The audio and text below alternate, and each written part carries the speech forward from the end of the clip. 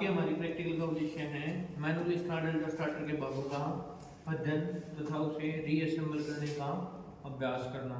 तो सबसे पहले हम मैनुअली स्टार्टर के बाह्य भागों के बारे में जानकारी प्राप्त करते हैं। तो ये क्या है, इसका कवर है, एक होता है यहाँ पर स्टॉप बटन, इसकी सहायता से हम क्या करते हैं, मोटर को बंद करने का कार्य करते हैं। ये हमारा हैंडल है, इसकी सहायता से मोटर को पहले स्टार में चलाया जाता है और फिर ऊपर की साइड डेल्टा में चलाया जाता है। इसको झटके के साथ लगाना होता है, ठीक है ना। स्टॉप बटन की सहायता से मोटर को क्या करेंगे, बंद कर देंगे। उसके बाद में आते हैं अंदर। सबसे पहले हमें ये पता होना चाहिए स्टार्टर का कार्य क्या होता है। तो जो ये हमारा मैनुअली स्टार्टर है, ये क्या है, स्वचालित है, अपने आप कार्य नहीं करता। हमें ये क्या है, खुद से एक निश्चित समय अनुसार मोटर को स्टार से डेल्टा में कन्वर्ट करना पड़ता है। मोटर को पहले स्टार में चलाने का बेनिफिट ये है, जो हमारी मोटर की वाइंडिंग है उसको 1/√3 सप्लाई वोल्टेज का हिस्सा मिलता है, जिसकी सहायता से उसका स्टार्टिंग करंट 2 से 2.5 गुना क्या हो जाता है भाई, कम हो जाता है। इसलिए मोटर को पहले स्टार में चलाया जाता है।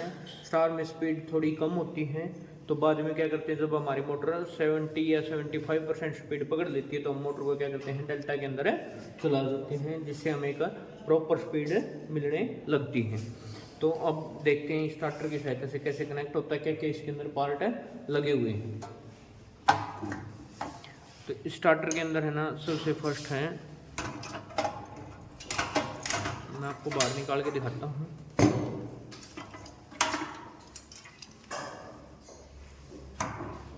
ये है अपना हैंडल, ठीक है।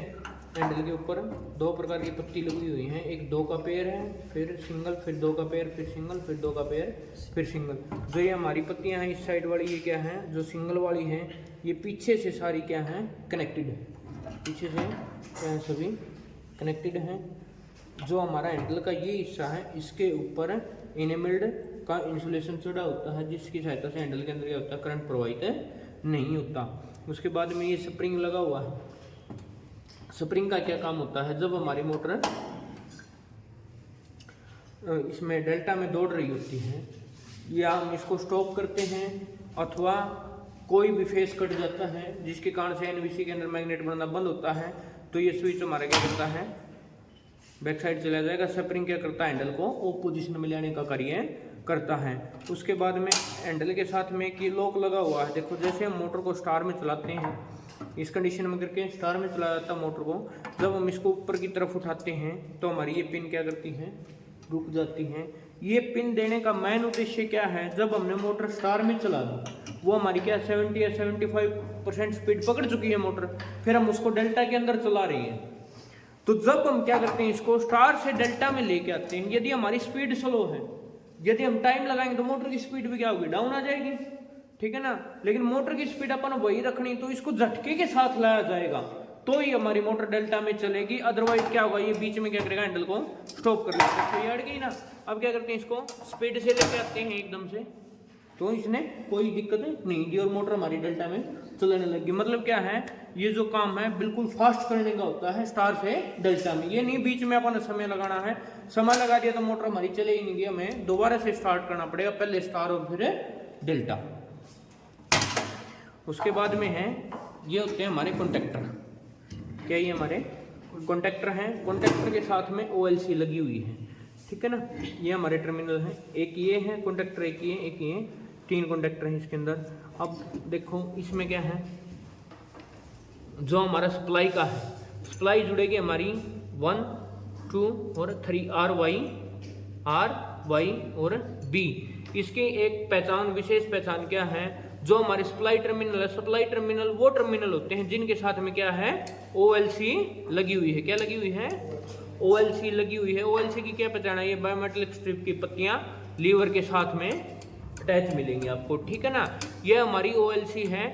ये OLC के ऊपर करंट सेट करने के लिए स्विच दिया गया है, मोटर हमने कितने एम्पेयर पर चलानी है, ठीक है ना। इसको बोलते हैं लीवर। OLC काम किस प्रकार से करती है, जब हमारी मोटर ओवरलोड पर चलेगी तो क्या होगा, ये जो हमारी पत्तियां हैं बायोमेटेलिक स्ट्रिप की, ये हीट होकर क्या होगी, बैंड होना स्टार्ट कर देंगी। क्या कर देंगी, बैंड होना स्टार्ट कर देंगे, जिसकी सहायता से क्या होगा, आप देख पा रहे हैं लीवर भी हमारा क्या होगा, आगे की साइड चला जाएगा। तो ये पॉइंट क्या हो गया, हट गया ना। अब यहाँ से सप्लाई जाकर और इसके माध्यम से क्या होती है, एनवीसी के साथ में जुड़ी होती है। किसके साथ में जुड़ी होती है, एनवीसी के साथ में। एनवीसी को बोलते हैं हम नो वोल्ट कॉइल और ओएलसी को बोलते हैं ओवरलोड कॉइल। जो हमारी एनवीसी है वो कब कार्य करती है, जब उसके अंदर से सप्लाई कट होती है, इसलिए इसको क्या बोलते हैं, नो वोल्ट कॉइल बोलते हैं। जब ओएलसी इसके अंदर से सप्लाई कट करती है तो ये क्या करती है, जब इसके अंदर मैग्नेट बन रहा है तो ये हमारी इस प्रकार से बंद होती है। जब क्या होता है, इसके अंदर से सप्लाई कट होगी, इसके अंदर मैग्नेट बनना बंद हो गया, तो इस स्प्रिंग की सहायता से पीछे निकल आती है, जो कि क्या करती है, इसको हमारे हैंडल की जो लॉक पत्ती है ना, इसको यहाँ से प्रेस करती है। क्या करती है, यहाँ से प्रेस करती है, जब ये खुलती है और हमारी मोटर क्या हो जाती है, बंद हो जाती है। ठीक है ना। तो ओएलसी ओवरलोड से बचाने के लिए प्रयोग में लाई जाती है। अब उसके बाद में है जो हमारे कनेक्टिंग पॉइंट है, जो हमने मोटर के कनेक्शन करने हैं। मैंने बताया आर वाई बी 3 टर्मिनल हमारे क्या है, सप्लाई के हैं। और जब हम मोटर को स्टार और डेल्टा में चलाते हैं, स्टार डेल्टा स्टार्टर के अंदर कनेक्शन करते हैं, तो मोटर के कितने होती हैं, 6 वायर होती हैं। एक के साथ में दूसरा सिरा जोड़ा जाता है। तो मोटर के सिरे कैसे जुड़ेंगे, मोटर के सिरे अपन जैसे आप डेल्टा में जोड़ते हैं ना, एज इट इज उसी प्रकार से जोड़ेंगे। आप देखेंगे इस कॉन्टेक्टर के अंदर एक टर्मिनल में सप्लाई है, 2 फरी है, इसके भी एक टर्मिनल में सप्लाई है, 2 फरी है, इसके भी एक टर्मिनल के अंदर सप्लाई है और 2 क्या है, फरी है। तो हम क्या करेंगे, अब जो फरी है ना, 2 इसके हैं, 2 इसके हैं और 2 इसके अंदर कनेक्शन करेंगे। तो U1 के साथ में V1 के साथ में W2 और W1 के साथ में U2, इस प्रकार से क्या करेंगे, कनेक्शन कर देंगे, सीधे डेल्टा में जोड़ेंगे। ठीक है ना, जिससे हमें क्या है, नाम रखने की याद जरूरत नहीं होती। वैसे इसके ऊपर मार्किंग दी भी गई है, यहाँ पर जो पत्ती लगी हुई थी इसके अंदर दिया होता है L1 L2 L3। ठीक है, उसके बाद में दे दिए इन्होंने A1 के साथ में B2, B1 के साथ में C2 और C1 के साथ में A2। जो टेक्निकल नाम है 3 फेज वाइंडिंग के, वो क्या है, UVW, अदरवाइज हम उन्हें AB और CB बुला सकते हैं। ठीक है ना।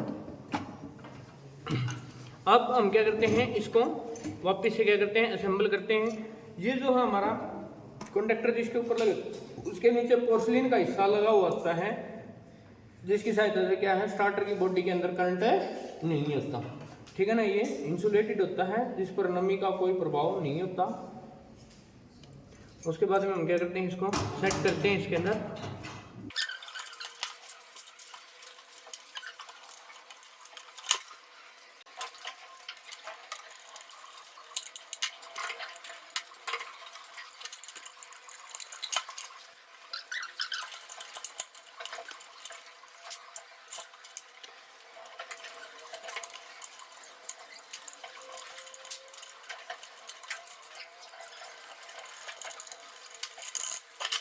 अभी सभी पार्ट को असेंबल करने के बाद में हम कनेक्शन करेंगे एनवीसी के ओएलसी के साथ में। आपने देखा होगा, यदि हमारा स्टार्टर के अंदर कोई भी प्रॉब्लम होती है तो हम प्रत्येक चीज़ को बदल सकते हैं। यदि एक कॉन्टैक्टर जलता तो हमारा एक कॉन्टैक्टर को ही चेंज किया जा सकता है। उसके लिए पूरे स्टार्टर को कंप्लीट चेंज करने की ज़रूरत नहीं है। एनवीसी भी हमारी अलग से आराम से निकल जाती है, उसी प्रकार से ओएलसी भी हमारी अलग से बाहर आ सकती है। ठीक है, एनवीसी के जो कनेक्शन करेंगे हम, एनवीसी के कनेक्शन करेंगे तो एक वायर को तो क्या करेंगे, ओएलसी के साथ में जोड़ देंगे।